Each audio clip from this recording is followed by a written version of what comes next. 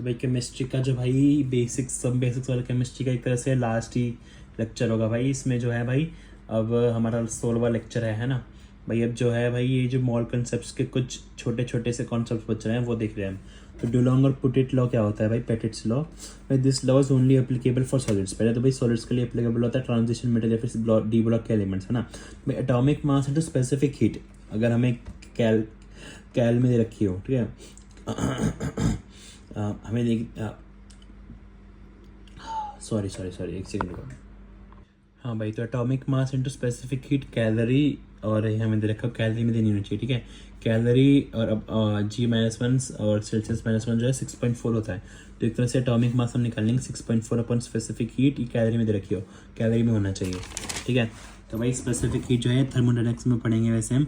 तो heat required to change the temperature of a body of mass 1 kg और 1 ग्राम bye 1 degree Celsius और 1 kelvin.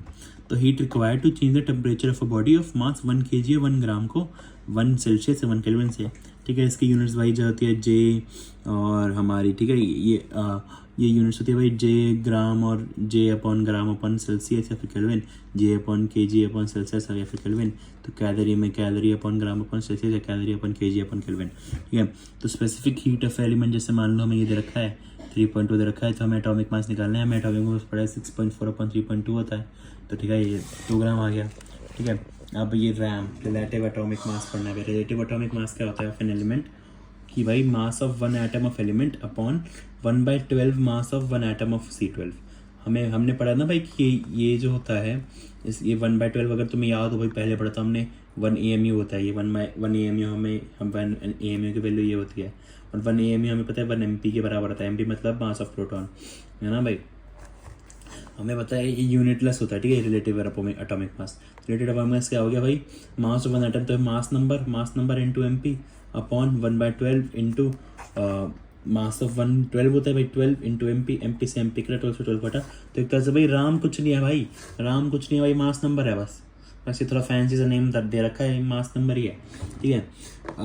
अब जैसे मान लो भाई अगर हमें इसका मास रैम निकालना है तो ये 16 हो गया।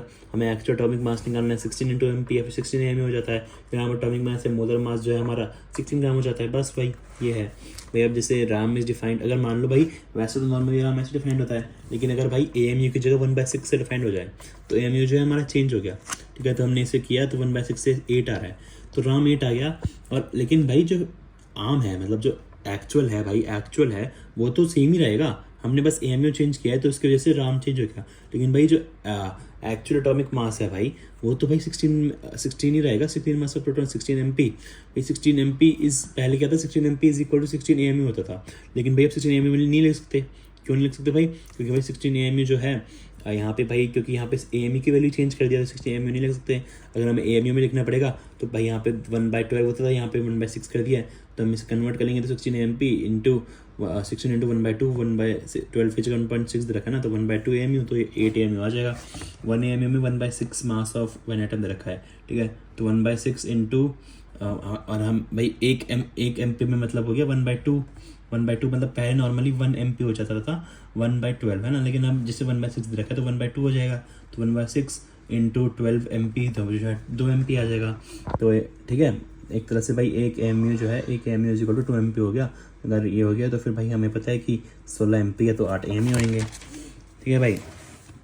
भाई वही है कि मतलब IUPAC defines moles of any substance have 6.022 10⁻10 entities, what will be the molar atomic mass, है ना। मान लो भाई पहले होती थी इतनी Na इतना होता था, इन्होंने Na की जगह 6/10 6 इंटू 10 कर दिया, है ना। तो भाई 6 इंटू 10⁻23 जो था पहले 12 ग्राम बनाता था, एक से मतलब 12 अपॉन इतना हो गया। तो अगर हम इतने में देखें जो नया है उससे बन जाएगा 12 अपॉन, भाई ये तो चेंज होएगा नहीं ना। अगर भाई हमें पता है कि Na जो है Na से हमारा 12 ग्राम बनता है, ये तो चेंज होएगा ही नहीं। हमने बस Na की मतलब ये चेंज कर दिया, हमने ये चेंज कर दिया कि 1 मोल में इतना होता है। नॉर्मली 1 मोल में Na होता है, लेकिन भाई और Na जो है इतना बनाता है, ये तो चेंज होएगा ही नहीं। बस हमने ये बताते हैं कि 1 मोल में अब इतना है, तो हमें भाई अब मोलर एटॉमिक मास निकालना है। तो हमें पता है कि भाई पहले में इतना होता था, तो अब जो नया वाला है उसमें क्या हो जाएगा 12 अपॉन इतना इंटू इतना, तो भाई 12 इंटू 10⁻13 आ जाएगा new molar mass of C, ठीक है। अब भाई जैसे mass of neutron is doubled and proton is halved, ठीक है, तो मॉलिक्यूलर मास क्या हो जाएगा भाई एम पी जैसे इसका देखो एच का भाई एम पी एक ही होता है, एम एन तो जीरो ही होता है, एम पी इसका 8 है, एम एन जो है 16 माइनस 8 हो गया। तो मॉलिक्यूलर मास क्या है भाई 1 into 2 M P plus 8 M P plus 8 into 2 M N, है ना, क्योंकि भाई ये दो दे रखे हैं ना, हमें दे रखा है कि जो है न्यूट्रॉन डबल होगा और प्रोटॉन हाफ हो गए, ठीक है। तो एम पी बाई 2 जो है हमने 5 एम पी आ गया और 16 एम एन आ गया, तो इन्हें प्लस किया तो हमारा जो है भाई 21 एम बी एम एन आ गया। क्यों भाई? क्योंकि भाई एम पी एम एन तो इसका जो मास ऑफ न्यूट्रॉन और मास ऑफ प्रोटॉन तो सेम ही होता था ना। चेंज इन मास जो है हमारा 21 माइनस 18 जो है 3 एम पी, और चेंज परसेंटेज निकालने के लिए इनिशियल अपॉन फाइनल इंटू 100, ठीक है, पर निकल गई परसेंटेज, ठीक है। अब भाई हम लॉ ऑफ इक्विवेलेंस, नॉर्मलिटी का छोटा कॉन्सेप्ट, ठीक है, अभी नॉर्मलिटी का छोटा कॉन्सेप्ट है, ठीक है। लॉ ऑफ इक्विवेलेंस क्या होता है?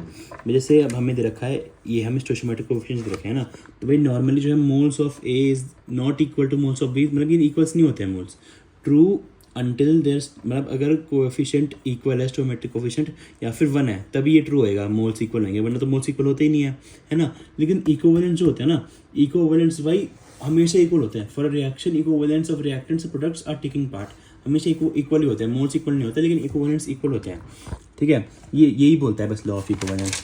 तो भाई अब इससे कैसे क्वेश्चन बन सकते हैं, जैसे फॉर अ कंपाउंड जो भाई मोल्स ऑफ एलिमेंट में और may not be equally combined, लेकिन भाई equal equivalence of each element combines with fixed ratio, ठीक है भाई, जो है इक्विवेलेंट सेम ही होता है। तो मान लो भाई अब 1 मोल ऑफ CH2 है, तो 1 मोल ऑफ Ca2 प्लस और 2 मोल है, लेकिन भाई अब अगर ये तो हमने देख लिया कि भाई 1 और 2 मतलब डिफरेंट है ना। लेकिन अब भाई अगर हम इसमें देखें, अगर तुम्हें याद हो कि भाई हम इक्विवेलेंट कैसे निकालते थे, इक्विवेलेंट निकालते थे भाई हम क्या करते थे भाई, 40 ग्राम दे रखा है और 2 ग्राम ये हो गया, ठीक है। भाई हम निकालते थे given gram upon molar mass upon N factor, है ना। तो भाई गिवन अपॉन मोलर मास से अपॉन एन फैक्टर 2 आ गया, इसमें भी given upon molar mass upon N factor जो 2 आ गया, ठीक है। तो 2 देखो 2 सेम ही है, ठीक है। अब अगर तुम्हें ये याद नहीं है तो दूसरा तरीका याद है तुम्हें, कि यानी भाई N mole into N factor कर देते थे। देखो यहाँ पे 1 है, ठीक है, 1 है, इसका देखो इसका क्या हो गया 2 है, ये 2 वैलेंसी 2 है, तो इसका जो एन फैक्टर 2 है, तो 1 इंटू 2 हो गया, ठीक है। अब यहाँ पे भी 2 है और यहाँ पे इसकी देखो वैलेंसी -1 है, तो 2 इंटू 1 2 हो गया, ठीक है। तो इसलिए हमारे देखो इक्विवेलेंट सेम ही आ रहा है, ठीक है। तो अगर हम देखें मेटल हाइड्राइड में जो होता है ना, यहाँ पे एक बच्चे ने पूछ रहा था कि H-1 क्या आ रहा है, मेटल हाइड्राइड में भाई H-1 ही आता है, ठीक है, H प्लस नहीं आता, H-1 आता है, ठीक है भाई। अब हमने याद है तुम्हें, हमने पढ़ा था मिक्सिंग मोलारिटी में, ठीक है। लेकिन भाई जो मिक्सिंग का जो बेस्ट कॉन्सेप्ट है ना, अगर तुम्हें भाई मिक्स कर रहे हैं हम कुछ चीज़ और हमें तुम्हें निकालने हैं वो मिक्स वगैरह, है ना, तो भाई उस हमने मोलारिटी से वैसे पढ़ा था, लेकिन सबसे बेस्ट तरीका भाई नॉर्मेलिटी में होता है। क्यों भाई? क्योंकि भाई मोलारिटी में तो हमने बस उसमें भी पढ़ा था जिसके भाई जो हम मिक्स कर रहे हैं वो सेम है, हमने बस वही पढ़ा था। रुको मैं तुम्हें दिखाता भी, रुको 1 सेकंड 2 मिनट दो मेरे को। देखो भाई हमने मिक्सिंग पढ़ा था, तो हमने देखा था कि similar kind of solution mix हो, HCl plus HCl NaOH plus NaOH हमने देखा था सिमिलर मिक्स हो, तभी हमने देखा था, क्योंकि भाई जो मोल्स तो डिफरेंस हो जाते हैं।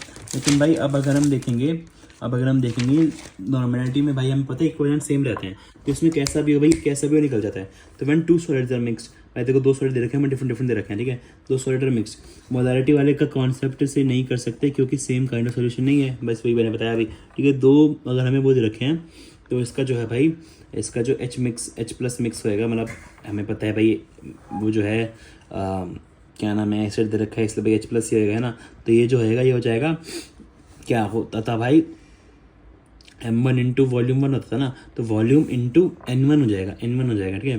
तो हमें बताइए मोल्स दे रखे हैं हमें, तो वॉल्यूम इंटू मोल्स, और हमें एन फैक्टर क्या दे रखा है, एन फैक्टर देखो 2 है यहाँ, तो एन फैक्टर 2, ठीक है। एसिड्स का याद है ना एन फैक्टर निकालना, तो एन फैक्टर 2 भाई, हम मोल्स इंटू एन फैक्टर से नंबर ऑफ इक्विवेलेंट्स निकल जाते थे, है ना। तो देखो यहाँ पे 400 नंबर ऑफ इक्विवेलेंट्स आ गए, मिली इक्विवेलेंट्स आ गए, क्योंकि हमने ml में लिया है ना भाई। अगर हम 300 से मल्टीप्लाई कर देंगे 0.2 मोल इंटू 1, देखो H एक है 1, तो हमने निकाले 660 मिली इक्विवेलेंट्स, ठीक है। तो हमारा H प्लस का मिक्स हो जाता है N1V1 plus N2V2 upon V mix, क्योंकि भाई दोनों एसिड मिक्स हो रहे हैं।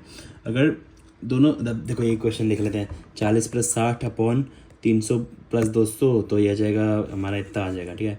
V मिक्स जो है हमारा V1 प्लस V2 होता है जनरली, लेकिन क्वेश्चन में अगर V सोल्यूशन दे रखा हो इन क्वेश्चन में भी दे सकते हैं, ठीक है। अगर 2 बेस मिक्स हो रहे हैं, ठीक है, तो OH का मिक्स आ जाता है भाई N1V1 plus N2V2 upon V mix, इसमें भी सेम ही है भाई, 2 बेस मिक्स हो रहे हैं, 2 वो मिक्स हो रहे हैं, ठीक है। अब देखो यहाँ पे दे रखा है हमने बस वो लगा के कर लिया, ठीक है। अब मेन जो है मेन ये है भाई, जब एसिड और बेस मिक्स हो रहे हैं इसे टाइट्रेशन में बोल देते हैं, ठीक है। तो अगर इक्विवेलेंस ऑफ मिनी टाइट्रेशन हम आगे पढ़ेंगे, ठीक है, टाइट्रेशन हम आगे पढ़ेंगे। Equivalence of mini equivalence of H+ जो है भाई, ये क्या हो जाता है, ये हो जाता है normally of normality of acid into यही Va, तो भाई इक्विवेलेंस ऑफ OH हो जाएगा normality of B into VB, ठीक है। यहाँ पे तो भाई देखो, यहाँ पे तो दोनों था, यहाँ पे तो सेम ही थे, एसिड में एसिड और बेस में बेस, इसलिए भाई N1V1 और N2V2 ले लेते थे। लेकिन भाई अब यहाँ पे एसिड और बेस हो रहा है तो हमने NaVa और NbVb ले लिया, ठीक है। तो अगर केस 1 में भाई, केस 1 में अगर दोनों का जो है NaVa और NbVb सेम है भाई, कंप्लीट न्यूट्रलाइजेशन हो रही है ऑफ एसिड एंड बेस, ठीक है। कंप्लीट न्यूट्रल मतलब भाई एक तरह से अगर हम एसिड और बेस मिला रहे हैं तो भाई एक तरह से न्यूट्रल हो सकते हैं ना, तो भाई मतलब कंप्लीट न्यूट्रलाइजेशन हो रही है एसिड और बेस की, तो इसका जो pH है भाई वो 7 आ जाएगा, क्योंकि न्यूट्रल हो गया, न्यूट्रलाइजेशन हुई पूरी, इससे हम इक्विवेलेंस पॉइंट बोल देते हैं, ठीक है। केस 2 ले, जहाँ पे भाई जो है एसिड वाला ज़्यादा है, NaVa is greater than NbVb, भाई अगर NbVb जो है कम है तो भाई इसकी कंप्लीट न्यूट्रलाइजेशन बेस की हो जाएगी। भाई अगर ज़्यादा है, अगर भाई NaVa ज़्यादा है तो ऑब्वियसली भाई इसकी नहीं हो पाएगी न्यूट्रलाइजेशन, पूरी इसकी पूरी हो जाएगी, बट पार्शियल हो जाएगी एसिड की भाई। तो एक तरह से भाई हम देखेंगे एसिडिक होएगा तो pH जो है 7 से कम होएगा, है ना, तो इसका H मिक्स हो जाता है, क्योंकि भाई ये ज़्यादा है, तो NaVa minus NbVb upon V mix. अब भाई इसमें जो है NbVb ज़्यादा है तो यहाँ पे एसिड की पूरी न्यूट्रलाइजेशन हो गई और बेस की पार्शियल हो रही है। हमें पता है कि बेसिक आएगा, बेसिक हो जाएगा क्योंकि ये ज़्यादा है, तो फिर pH जो है ग्रेटर देन 7 होगी, और भाई हम यहाँ पे हम NbVb माइनस NaVa कर देंगे अपन V मिक्स यहाँ पे, क्योंकि NaV एसिड का ज़्यादा था इसलिए ये किया था, बेस का ज़्यादा था इसलिए ये किया है, ठीक है। अब भाई वही फॉर्मूला जो है हमने वही क्वेश्चंस में लगाया है, ठीक है। यही जो है अगर तुम्हें देखना है कैसे लगाया है तो तुम रोक के देख सकते हो, ठीक है। लेकिन मैं बता नहीं रहा, मतलब वही है, मतलब देखो यहाँ पे हमने बेस का निकाला, बेस का हमें देखा है कि इक्वल है, मतलब अगर हम न्यूट्रलाइज कर रहे हैं, पूरा न्यूट्रलाइज कर रहा है तो हमने बेस और इज इक्वल टू ये कर दिया, ठीक है। हमने इक्वल करके निकाल दिया जो भी निकालना था, ठीक है। इसमें दे रखा है कि 500 ml, ये हमें दे रखा है, हमें ये नहीं बोल रहा है कि एसिडिक या बेसिक, हमें पता नहीं एसिड कैसा होगा। हमने देखा इसका इक्वलेंस निकाले, इसके इक्वलेंस निकाले, देखो इसके ज़्यादा आ रहे हैं तो मतलब एसिडिक हो गया, ठीक है भाई। अब भाई हमारे रखा है approximate volume of ethane 40 mBH must be added to, भाई यहाँ पे देखो दोनों बेस है तो वो वाला फॉर्म लगा दिया, N1V1 plus N2V2 upon V mix, तो हमने उसको हमने से कर दिया, ठीक है। यहाँ पे देखो भाई 50 ml of this is needed to neutralise मतलब भाई पूरा ख़त्म हो जाएगा, तो फर्स्ट केस है उससे कर दिया हमने, ठीक है, बस इससे कर देंगे, ठीक है भाई। अब क्या हुआ ना, बुक्स में ना कुछ वो भी दे रखे थे राउंडिंग ऑफ वगैरह, साइंटिफिक फिगर्स वगैरह, है ना, तो क्या हुआ ना, सुधांशु सर ने वो कराए नहीं थे, तो मेरे को लगा यार क्यों नहीं, सर ने बोला था यार इसकी ज़रूरत नहीं है, बहुत ही ईजी है, तुम क्या ही कराऊँ मैं ऐसे, तो फिर उन्होंने फिर रिडॉक्स शुरू कर दिया था, तो मेरे को लगा यार, मेरे को थोड़ा लग रहा था, ठीक है। फिर मैंने अमित महाजन सर का लेक्चर देखा तो उसमें उन्होंने करवाए थे, तो मैंने उससे नोट्स लिख लिए थे, ठीक है।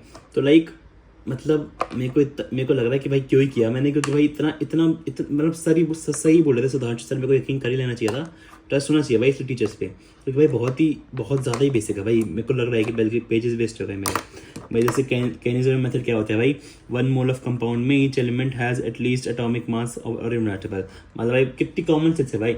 अगर 1 मोल कंपाउंड दे रखा है तो उसमें भाई कम से कम ईच एलिमेंट का एक एटॉमिक मास तो होएगा यार, या फिर उसका मल्टीपल होएगा। जैसे भाई 1 मोल CO2 दे रखा है तो उसमें भाई कम से कम भाई 12 का, देखो C का 12 है और वो का कम से कम 16 या फिर उसका मल्टीपल होएगा, बस ये है भाई।